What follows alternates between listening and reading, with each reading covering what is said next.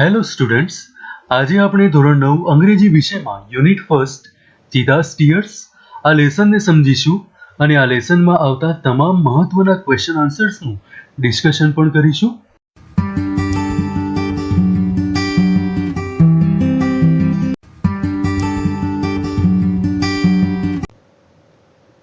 Unit first cheetah's સ્ટીયર્સ એટલે ચિત્તાના આંસુ.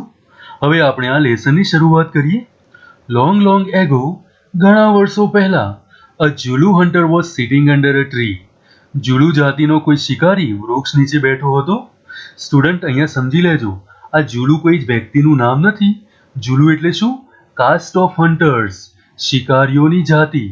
તો જુલુ જાતિનો શિકારી વૃક્ષ નીચે બેઠો હતો. His name was Eddie. આ જુલુ જાતિના શિકારીનું નામ શું હતું? Eddie. He saw a large herd of dear.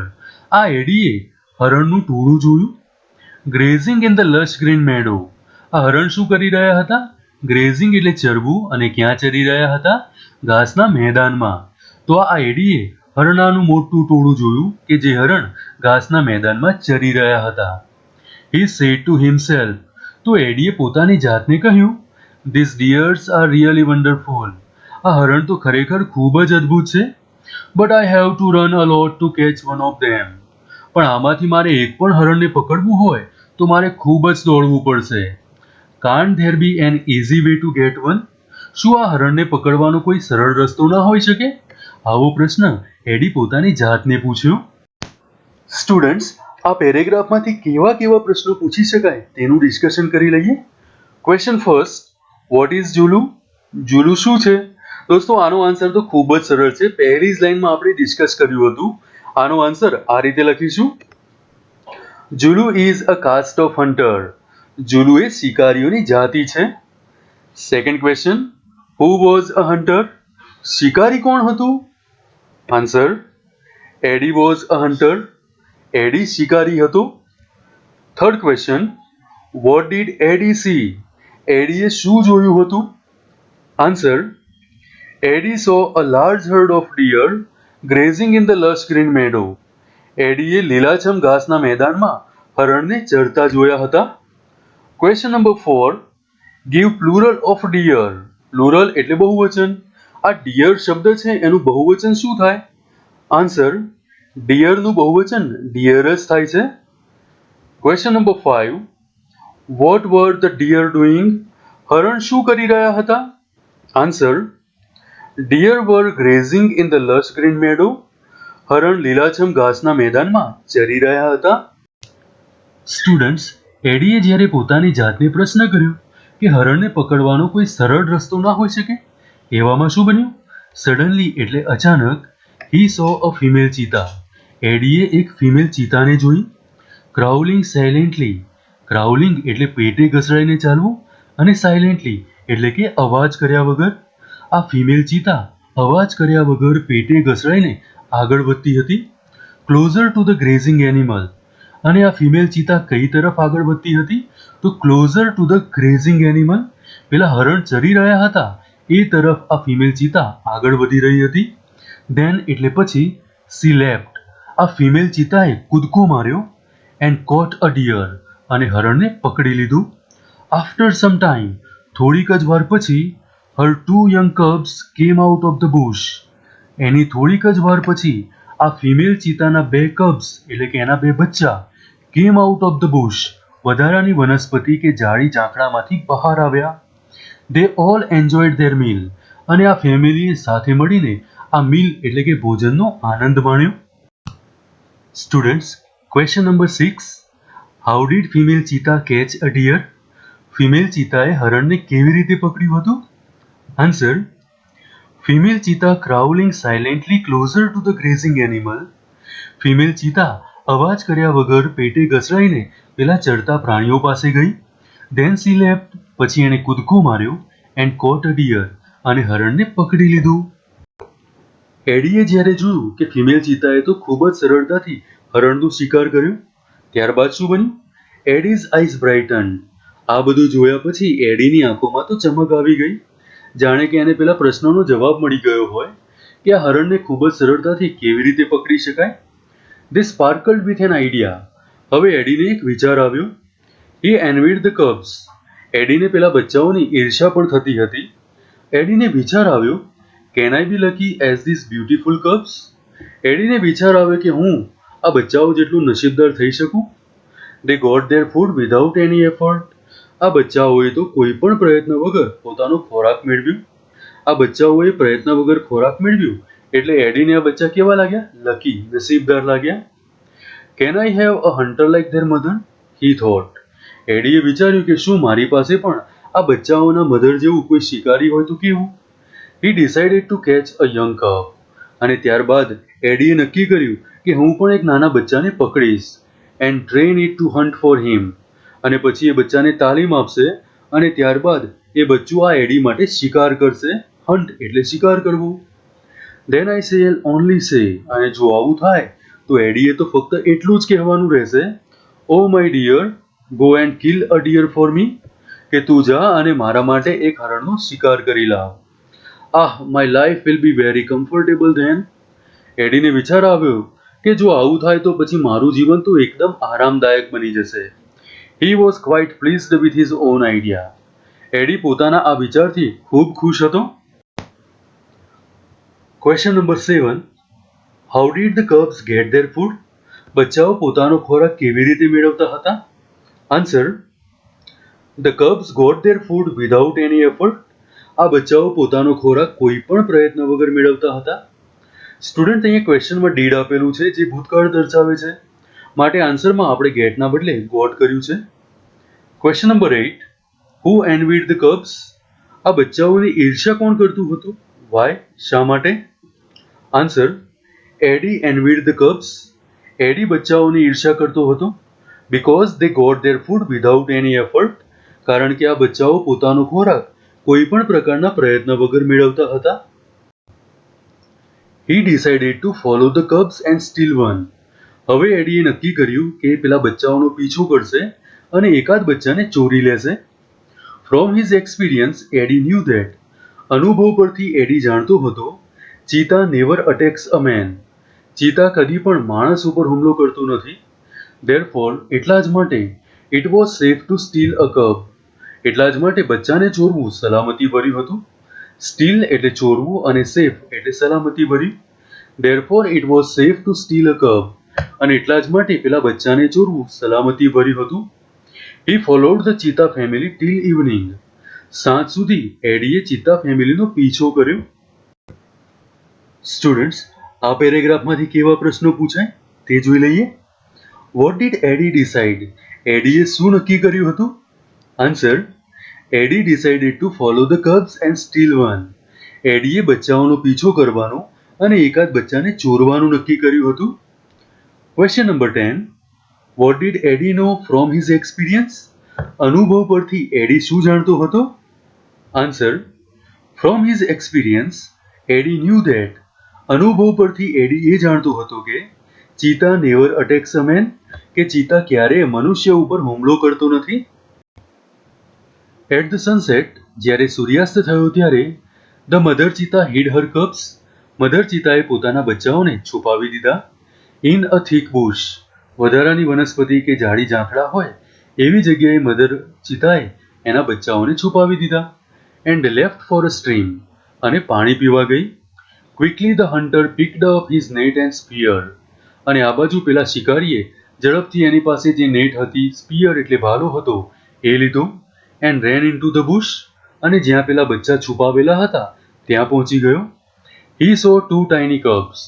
શિકારી જ્યારે ત્યાં પહોંચ્યો ત્યારે એણે ત્યાં નાના બચ્ચા જોયા. They looked at him with their bright eyes.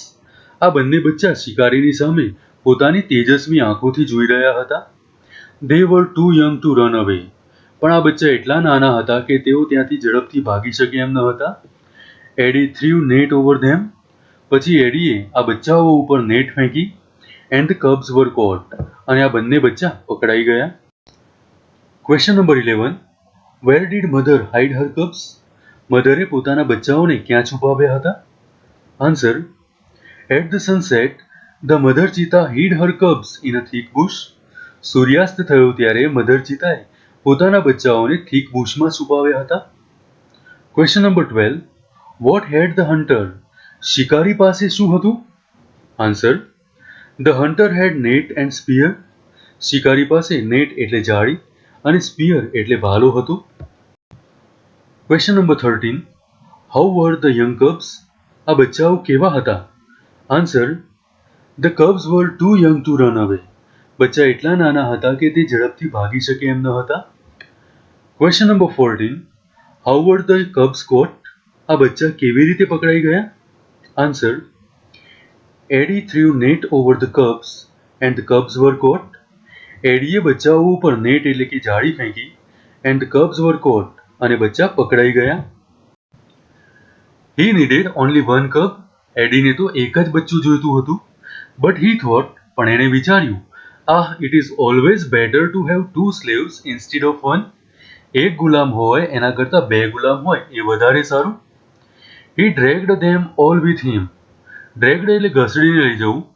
ADA જ્યારે પેલા બચ્ચાઓ ઉપર નેટ ફેંકી ત્યારે બંને બચ્ચાઓ એ નેટમાં ફસાઈ ગયા. ત્યારબાદ એડીએ શું કર્યું? હી ડ્રેગ્ડ ધેમ ઓલ વિથ હિમ. એડી પેલા બંને બચ્ચાઓને ઘસડીને પોતાની સાથે લઈ ગયો and hid them under a big basket. અને મોટા બાસ્કેટની નીચે આ બંને બચ્ચાઓને છુપાવી દીધા. Question number 15. How many cubs did Eddie need? એડીને કેટલા બચ્ચાની જરૂર હતી? Answer. Eddie needed only one cub. એડીને તો ફક્ત એક જ બચ્ચાની જરૂર હતી. Question number 16. Where did Eddie hide the cubs? એડીએ પેલા બચ્ચાઓને ક્યાં છુપાવ્યા હતા? Answer. Eddie hid the cubs under a big basket. ADA પેલા બચ્ચાઓને મોટા બાસ્કેટની નીચે છુપાવ્યા હતા. અહીંયા ક્વેશ્ચનમાં ડીડ આપેલું છે. ડીડ એટલે ભૂતકાળ, માટે આપણે આન્સર ભૂતકાળમાં લખવો પડે. માટે આપણે હાઇડના બદલે અહીંયા હિડ લખેલું છે. એડી પેલા બચ્ચાઓને પોતાની સાથે નેટમાં ઘસડીને લઈ ગયો. ત્યારબાદ એણે બચ્ચાઓને બાસ્કેટની નીચે છુપાવી દીધા. ત્યારબાદ શું થયું? The mother cheetah returned after a while. અને થોડીક જ વાર પછી મધર ચીતા પાછી આવી. She did not find her cubs. પણ મધર ચીતા જ્યારે પાછી આવી ત્યારે એણે પેલા બચ્ચા જોવા મળતા ન હતા. She looked all around. તો મધર ચીતાએ બધી બાજુ તપાસ કરી. First of all she became angry. શરૂઆતમાં તો મધર ચીતા ગુસ્સે થઈ ગઈ. And jumped wildly. અને હિંસક રીતે આમ તેમ કૂદવા લાગી. She sniffed all around. એણે બધી બાજુ સૂંઘ્યું. બટ એલાસ, પણ દુઃખની વાત એ હતી, she could not find her dear babies. આ મધર ચીતાને એના વહાલા બચ્ચા ક્યાંય જોવા ના મળ્યા. At last she became sad and started crying. છેવટે મધર ચીતા દુઃખી થઈ ગઈ અને એણે રડવાનું શરૂ કર્યું. She cried and cried for the whole night. Mother cheetah આખી રાત સુધી રડ્યા કર્યું. Till the next evening. અને બીજા દિવસ સાંજ સુધી એનું રડવાનું શરૂ હતું. She cried and cried until her tears made dark stain down her cheeks. જ્યાં સુધી એના ગાલ ઉપર એના આંસુઓના લીધે કાળા ડાઘા ન પડે ત્યાં સુધી એને રડ્યા કર્યું. She was steel વીપિંગ. વીપિંગ એટલે ક્રાઇંગ. તે હજુ પણ રડી રહી હતી. Question number 17. Why did the mother cheetah become angry? Mother cheetah શા માટે ગુસ્સે થઈ હતી? Answer. The mother cheetah became angry because she could not find her dear babies. Mother cheetah ગુસ્સે એટલા માટે થઈ હતી કારણ કે એને એના પોતાના વહાલા બચ્ચા ક્યાંય જોવા મળતા ન હતા. Question number 18. How long mother cheetah cry? Mother cheetah કેટલા સમય સુધી રડી? Answer. Mother cheetah cried and cried for the whole night till the next evening. Mother cheetah આખી રાત રડી અને બીજા દિવસે સાંજ સુધી એનું રડવાનું શરૂ હતું. એટ નાઇટ, રાત્રે, the mother cheetah cried so loudly that. Mother cheetah એટલા ઊંચા અવાજે રડી કે she was heard by a wise man living in the village. કે મધર ચીતાનું રડવાનો અવાજ ગામમાં રહેતા એક હોશિયાર માણસના કાને પડ્યો. The old man understood what had happen. Mother ચીતાના રડવાના અવાજ સાંભળતાની સાથે જ આ ઓલ્ડ મેનને સમજાઈ ગયું કે શું બન્યું હશે. હી ઇમિડિયેટલી ટુક હિઝ સ્ટ્રોંગ ક્લબ. તરત જ આ વૃદ્ધ માણસે એની લાઠી લીધી and came out of his hut. Hut એટલે ઝૂંપડી. અને એ પોતાની ઝૂંપડીમાંથી બહાર આવ્યો. This old man Sanno was very wise. આ ઓલ્ડ મેનનું નામ સન્નો હતું અને આ ઓલ્ડ મેન ખૂબ જ હોશિયાર હતો. હી લવ્ડ એનિમલ્સ. તે એનિમલને ચાહતો હતો એન્ડ ન્યૂ ઓલ અબાઉટ ધેમ. અને એને આ એનિમલ્સ વિશે બધી જ જાણકારી રહેતી હતી. Question number 19. Who heard mother cheetah crying? Mother ચીતાના રડવાનો અવાજ કોણે સાંભળ્યો? Answer: Sanno heard mother cheetah crying. સન્નોએ મધર ચીતાના રડવાનો અવાજ સાંભળ્યો હતો. Question number 20. How was Sanno? Sanno કેવો હતો? Answer: Sanno was a wise old man. Sanno ખૂબ હોશિયાર અને વૃદ્ધ માણસ હતો. When Sanno found out the hidden cubs, જ્યારે સન્નોએ પેલા છુપાવેલા બચ્ચાઓને શોધી કાઢ્યા, હી ન્યૂ ધેટ, તો એને સમજાઈ ગયું, it was Eddie's wicked idea, કે આ એડીનો જ દુષ્ટ વિચાર હશે. He got angry with Eddie, ત્યારબાદ સન્નો એડી ઉપર ગુસ્સે થયો. He rushed to the hut and shouted, પછી તો સન્નો એડીની ઝૂંપડીએ ગયો અને ત્યાં જઈને બૂમ પાડી, આઈ હેટ યુ એડી, કે એડી હું તને ધિક્કારું છું.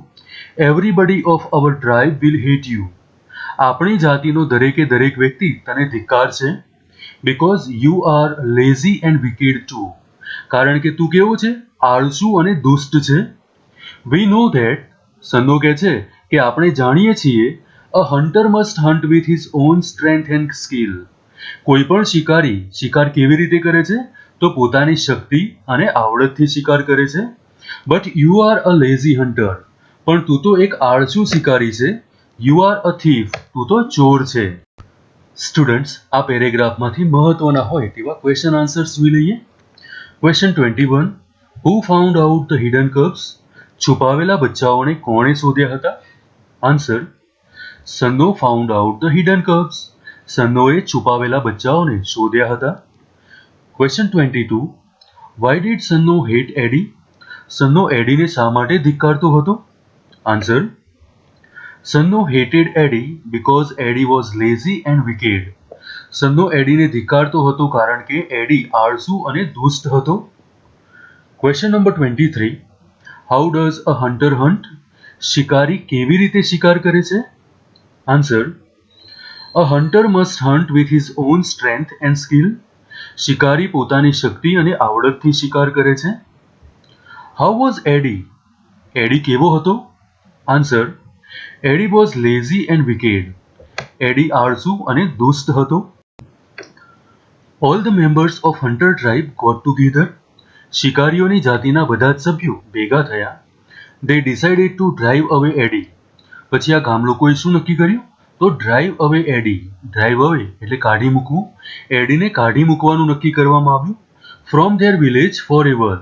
અને એડીને એમના ગામમાંથી ફોર એવર એટલે હંમેશને માટે કાઢી મૂકવાનું નક્કી કરવામાં આવ્યું. Sanno took the cubs on his shoulders.